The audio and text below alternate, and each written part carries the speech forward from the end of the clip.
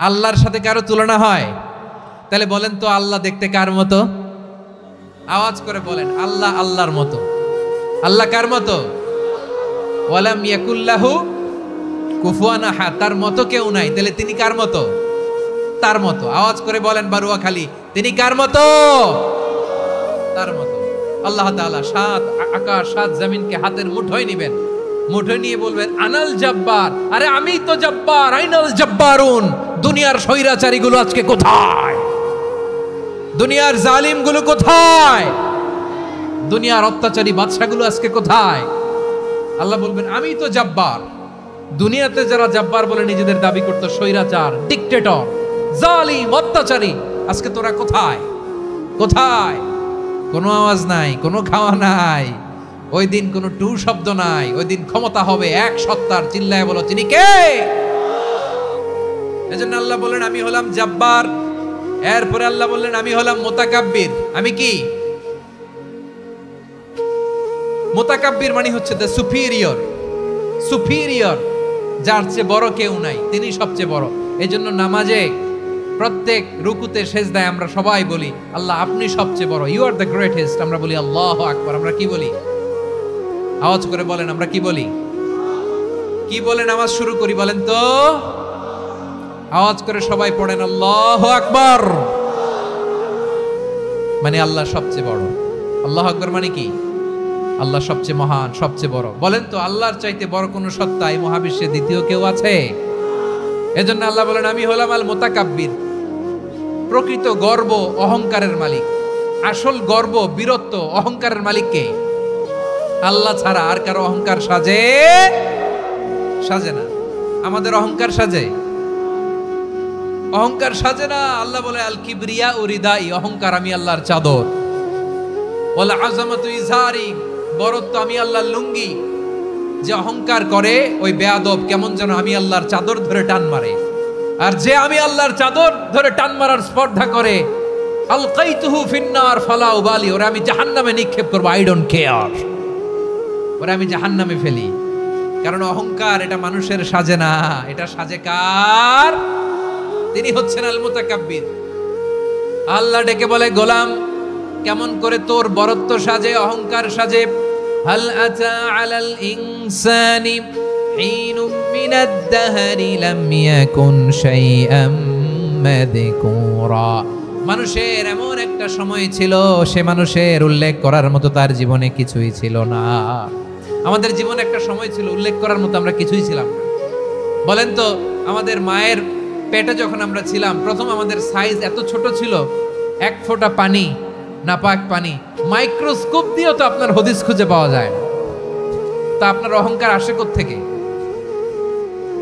আপনার বাবার পিঠ থেকে যখন মায়ের জরায়ুর ভেতরে যে আপনি বললেন আপনি এত তুচ্ছ, আমরা এত তুচ্ছ নগণ্য ছিলাম, মাইক্রোস্কোপ দিয়েও আমাকে খুঁজে পাওয়া যায় না, সে আমি অহংকার করি। মায়ের পেটে 8 মাস 9 মাস তিলে তিলে আমাকে বড় হওয়ার তৌফিক দিলেন কে? দুনিয়াতে আসার পরে হায়রে দাঁত নাই, হাড্ডি চাবাইতে পারি না, ঠিক কিনা? আচ্ছা বারুয়াখালীবাসী, আপনাদের ঘরে যাদের 6 মাস 4 মাসের বাচ্চা আছে, ওরা গরুর হাড্ডি খাইতে পারে? হ্যাঁ।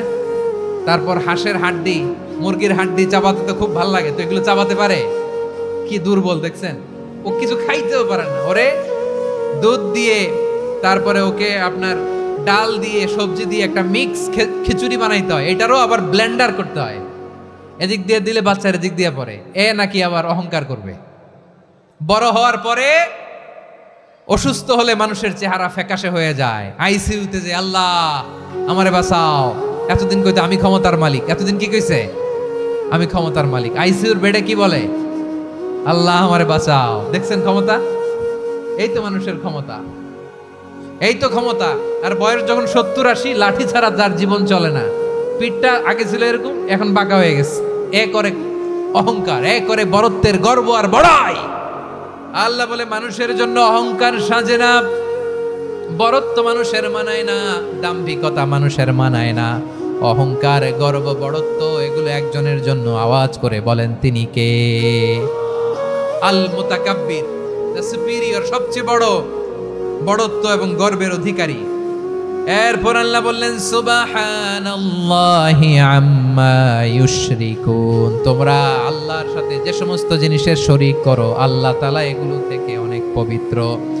এরপর আল্লাহ বললেন হুয়াল্লাহুল খালিকুল বারিউল মুসাউবিরু লাহুল আসমাউল হুসনা। হুয়াল্লাহুল খালিক, তিনি হলেন স্রষ্টা। আল বারি, বারি মানেও স্রষ্টা। আল মুসাউবির, মুসাউবির মানেও স্রষ্টা। তিনটাই আল্লাহর সৃষ্টি সংক্রান্ত, কিন্তু তিনটা তিন রকম। আল খালিক মানে স্বাভাবিক স্রষ্টা, সৃষ্টির প্ল্যান করে যিনি, আদেশ করেন যিনি। আল বারি মানে কোন নমুনা ছাড়া যিনি কিছু নির্মাণ করতে পারেন, ওই স্রষ্টা। সুবহানাল্লাহ বলেন। তিন নম্বরে আল মুসাউবির, যিনি ফ্যাশনার, ডিজাইনার, দ্য শেপার, যিনি আকৃতি দান করেন মানুষের, তিনি হচ্ছেন আল মুসাউবির। এক নম্বরে আল্লাহ হলেন খালেক, আমাদের স্রষ্টা। আওয়াজ করে বলুন তো আমার ভাইয়েরা, আমাদেরকে সৃষ্টি করেছেন কে? এই সৃষ্টি করার জন্য আল্লাহর কি অনেক কষ্ট হয়েছে নাকি? অনেক সময় দেয়া লেগেছে নাকি? আমার আল্লাহর ঘাম ঝরেছে নাকি? আল্লাহ বলে, না রে গোলাম, তোদের মতো আমার সময় লাগে না, কষ্ট হয় না। আমি কোন বলতে দেরি হয়, ফায়াকুন হতে দেরি হয় না। সুবহানাল্লাহ। ইন্নামা আমরুহু ইযা আরাদা শাইআন আন ইয়াকুলা লাহু কুন ফায়াকুন। আল্লাহর যখন কিছু করার ইচ্ছা জাগে, ইচ্ছা করেন, তিনি বলেন হও, মুহূর্তেই হয়ে যায়। হও, বি ইট ওয়াজ, বি ইট ওয়াজ। হও, হও বলতে দেরি, হতে দেরি হয়। আওয়াজ করে বলেন, হও বলতে দেরি, কিন্তু হতে দেরি হয়। হও হয়ে যায়, কোনো দেরি নেই। তার মানে আল্লাহর হও বলা লাগে না, হও বলা লাগে না। এটা আমাদেরকে বোঝানোর জন্য আল্লাহ বলেছেন যে আমি কোন বললে হয়ে যায়, তাই বলে কোন বলারও মুখাপেক্ষী আমি নই। সুবহানাল্লাহ পড়বেন না? কেমন রবের গোলাম আমরা। আল্লাহ খালিক শব্দের কথা কোরআনের অনেক আয়াতে বলেছেন, ইন্নী খালিকুম বাশারাম মিন তিন, আমি মানুষকে কাদা দিয়ে, মাটি দিয়ে তৈরি করেছি। আমি হলাম খালিক, স্রষ্টা। আল খালিক, দ্য ক্রিয়েটর, যিনি সৃষ্টি করেন, সৃষ্টির আদেশ দেন। এরপরে আল্লাহ বলেন আমি হলাম আল বারি। আমরা বলি না বারি তাআলা, বারে তাআলা বলি না আমরা, এটা আল্লাহর একটা নাম। আল বারি মানে যিনি পূর্বের কোনো নমুনা ছাড়া নতুন করে উদ্ভাবন করতে পারেন। সুবহানাল্লাহ বলেন। আচ্ছা, দুনিয়াতে আমরা কিছু বানাতে হলে পূর্বের নমুনা দেখার দরকার আছে না নাই? তো আগের একটা নমুনা দেখে আমাদেরকে বানাইছে, তাই না?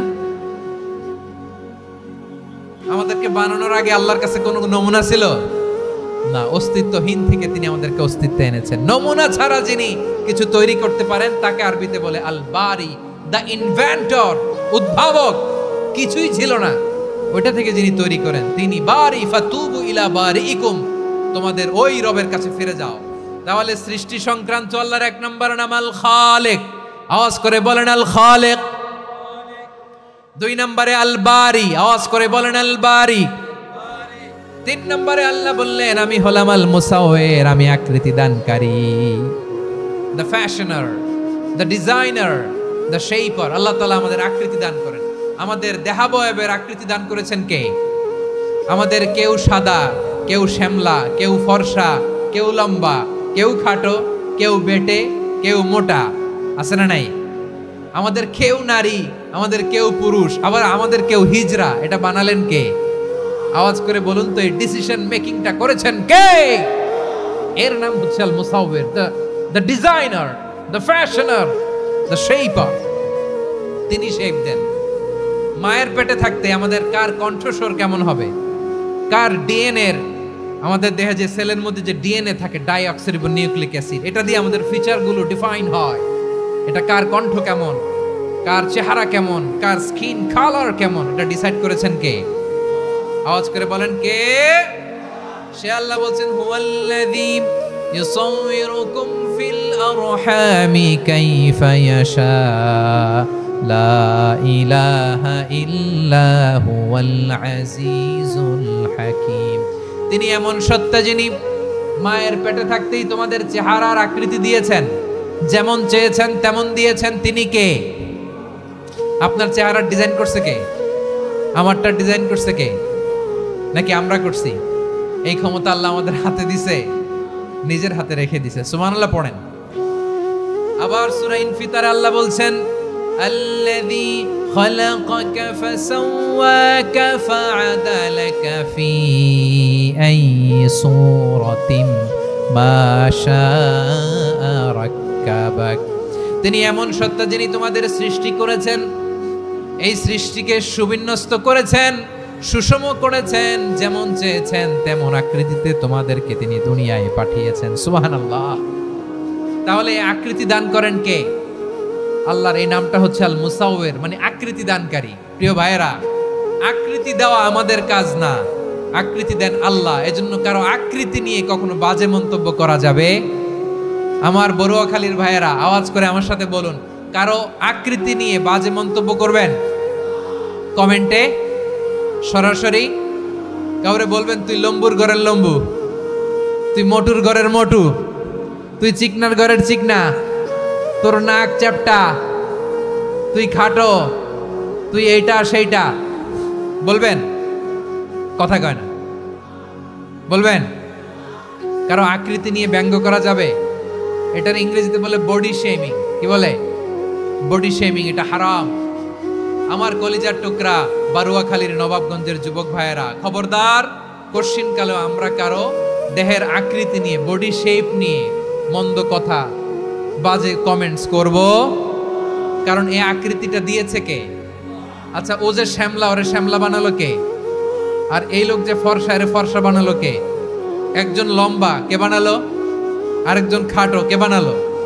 তো লম্বা বানাইছে আল্লাহ, বেটে বানাইছে আল্লাহ। ওরে যদি বেটে বলেন, গালিটা কি ওর কাছে যায় না? যায়। যে ওরে বেটে বানাইছে তারে দেয়া হয় গালি। কথা বুঝতেছেন?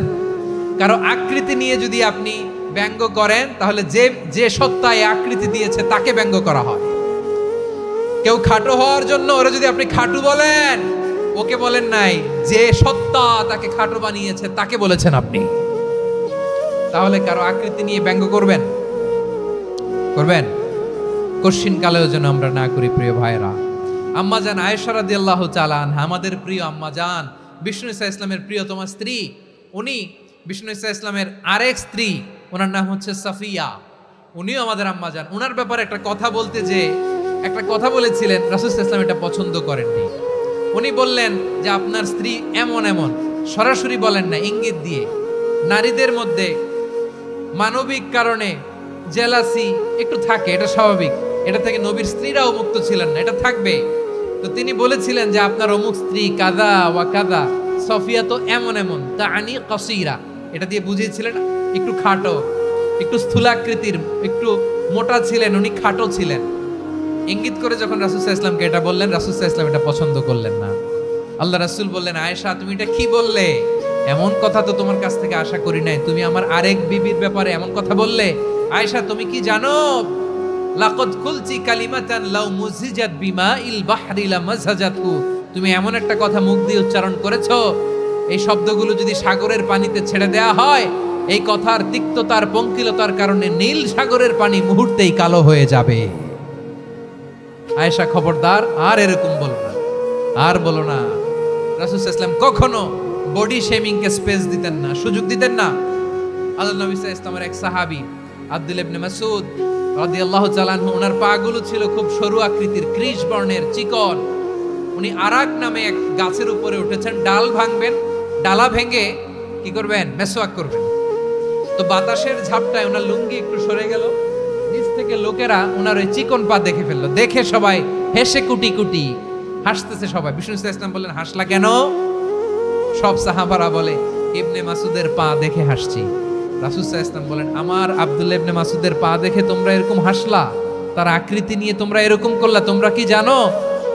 ওয়াল্লাযী নাফসি বিয়াদিহি, সেই সত্তার শপথ যার হাতে আমার আত্মা, লাহুমা আসকালু ফিল মিজানি মিন উহুদ, আমার ইবনে মাসুদের পা দুইটা যদি মিজানের পাল্লায় কিয়ামতের দিন উঠিয়ে দেয়া হয়, উহুদ পাহাড়ের চেয়েও বেশি ভারী হয়ে যাবে। খবরদার, কারো আকৃতি নিয়ে ব্যঙ্গ করো না, কারণ আকৃতি সে নিজেরা বানায় নাই, এই আকৃতি দিয়েছে কে? ও ভাই, আমার আকৃতি কেমন হবে এটা ফিক্স করার দায়িত্ব যদি আল্লাহ আমাকে দিত, আমি কি করতাম বলেন তো দেখি, উত্তর দেন। হ্যাঁ, সুন্দর করে নিজেকে সুশোভিত করে, শুভ্র, ফর্সা, ড্যাশিং, ফ্যাসিনেটিং, স্মার্ট করে নিজেকে তৈরি করতাম, ঠিক কিনা? কোন নারীকে যদি তার চেহারা, রং, গড়ন, অবয়ব, দেহাবয়ব, আকৃতি, শেপ কেমন হবে এটা ফিক্স করার দায়িত্ব যদি আল্লাহ তাকেই দিয়ে দিতেন, সে নিজেকে সবচেয়ে সুন্দরী, সবচেয়ে রূপবতী করে তৈরি করতো, ঠিক কিনা? তো এটা আল্লাহ তাআলা দেন নাই, এটা পরীক্ষা হিসেবে রেখে দিয়েছেন। আল্লাহ কাউকে ফর্সা বানিয়েছেন, এটা তার জন্য পরীক্ষা। কাউকে আল্লাহ শ্যামবর্ণের বানিয়েছেন, এটা তার জন্য পরীক্ষা। কাউকে আল্লাহ নারী বানিয়েছেন, এটা পরীক্ষা। কাউকে পুরুষ বানিয়েছেন, এটাও পরীক্ষা। চিল্লায় বলেন আল্লাহু আকবার। সে আল্লাহ বললেন, গোলাম আমি হলাম মুসাওয়ির, আকৃতি দানকারী, the fashioner, the shaper, the designer. এজন্য কারো চেহারা নিয়ে আজকে থেকে আমরা আর কোনো বাজে মন্তব্য করব মনে থাকবে।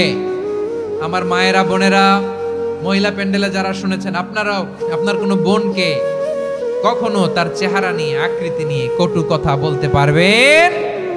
আল্লাহ আমাদেরকে যাকে যেরকম বানিয়েছে এতেই আমরা হ্যাপি, ঠিক কিনা? অন্যেরটাও বলতে পারবেন না, নিজেরটাও পারবেন না। আয় রে আমি এত কালা কেন, আয় রে আমি এত খাটো কেন, আয় রে আমি এত, এগুলো বলা যাবে? এটা আমাদের একটা বড় আকীদার সাথে কন্ট্রাডিক্ট করে। সেটা হচ্ছে আর রিদা বিল কাদা। বিশ্বাসীরা আল্লাহ যেটা আমাদের জন্য কাদা ফয়সালা করেছেন এটাতে রাদি থাকে, সন্তুষ্ট থাকে, ঠিক কিনা বলেন? আর যদি আপনি কমপ্লেইন করেন তাহলে আপনার অসন্তোষ আপনি প্রকাশ করলেন। নারী হয়ে আপনি খুশি হবেন, আপনি পুরুষ তো এতেই খুশি হবেন। এখন পশ্চিমা বিশ্ব থেকে একটা রোগ বেরোইছে, এটার জেন্ডার ডিসফোরিয়া বলে। নারী হয়ে সে খুশি না, সে পুরুষ হতে চায়, এরকম আছে না নাই? পুরুষ, দিব্যি পুরুষ, সুস্থ পুরুষ, পুরুষ হয়ে হ্যাপি না, সে নারী হতে চায়। শরীফ হতে শরীফার গল্প আপনারা শোনেন নাই? এগুলোর সাথে ইসলামের কোনো সম্পর্ক? তাহলে আমাদের আকৃতি দেয় কে? চিল্লায় বলেন। আমার শেপ কিরকম, নিজের শেপ নিয়ে কমপ্লেন করবেন? অন্যের বডি শেপ নিয়ে আর কোনোদিন বডি শেমিং করবেন? যদি করেন, গালিটা কি তাকে দেয়া হলো নাকি আমার রবকে দেয়া হলো? এরপর আল্লাহ বললেন লাহুল আসমাউল হুসনা, 14টা 13টা বলে ফেলছে আরেকটা। আল্লাহর এরকম অনেক সুন্দর সুন্দর নাম আছে। ইউসাব্বিহু লাহু মা ফিস সামাওয়াতি ওয়াল আরদি ওয়া হুয়াল আজিজুল হাকীম। আকাশ জমিনে যা কিছু আছে সব কিছু তাসবিহ পড়ে একজনের, তিনি কে? সাব্বাহা লিল্লাহি মা ফিস সামাওয়াতি ওয়াল আরদি ওয়া হুয়াল আজিজুল হাকীম। আকাশে জমিনে যেখানেই যেটা থাক না, তাসবিহ পড়ে কার? জিকির করে কার? কিন্তু এই জিকিরের ভাষা আমরা বুঝি না। আপনারা কি জানেন এই যে মাউন্ট এভারেস্ট, এটাও জিকির করে কার? আমাদের বান্দরবানের যে চিম্বুক পাহাড়, জিকির করে কার? আমাদের ময়মনসিংহের গারো পাহাড়, জিকির করে কার? এই যে বারুয়াখালীর বিশাল বিশাল গাছগুলো, বৃক্ষরাজি, এগুলো জিকির করে কার? সাগরের অতল গহ্বরে মৎস্যকুল, জিকির করে কার? আকাশে ভেসে বেড়ানো পাখিগুলো, জিকির করে কার? পাখিরা যায় উড়ে যায় আকাশের ওই নীলিমায়, নদীরা যায় ছুটে যায় সাগরের ওই মোহনায়। পাখ পাখালি আর সাগরে নদী,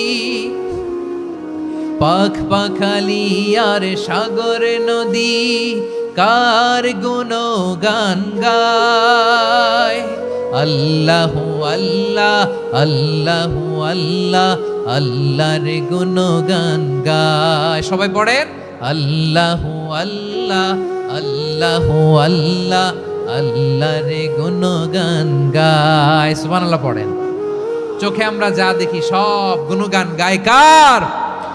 এজন্য আল্লাহ বললেন ওয়া ইম মিন শাইইন ইল্লা ইউসাব্বিহু বিহামদিহি ওয়ালাকিন লা তাফকাহুনা তাসবিহাহুম। নবমণ্ডল, ভূমণ্ডল, আকাশে কিংবা জমিনে যেখানেই যেটা থাক না সব আল্লাহর তাসবিহ পড়ে, কিন্তু সে তাসবির ভাষা তোমরা বোঝো না, ঠিক কিনা? তাদেরও তাসবির ভাষা আছে। পাখিগুলো তাদের ভাষায় আল্লাহর জিকির করে, পাহাড় তাদের ভাষায় আল্লাহর জিকির করে, সাগরগুলো জলোচ্ছ্বাসের ঢেউয়ের তালে তালে আল্লাহর জিকির করে। সুবহানাল্লাহ পড়েন।